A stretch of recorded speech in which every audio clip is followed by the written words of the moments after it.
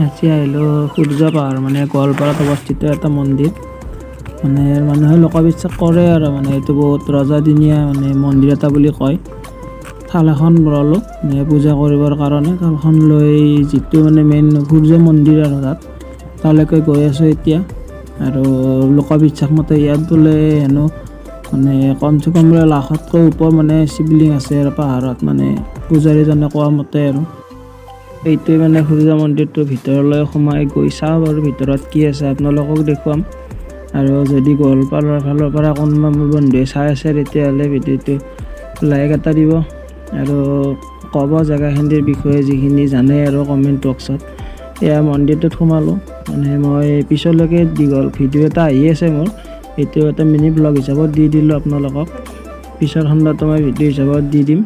এতিয়া আমি সেৱা কৰোঁ, পূজা কৰোঁ আৰু ভ্লগটো সামৰণি মাৰিলোঁ।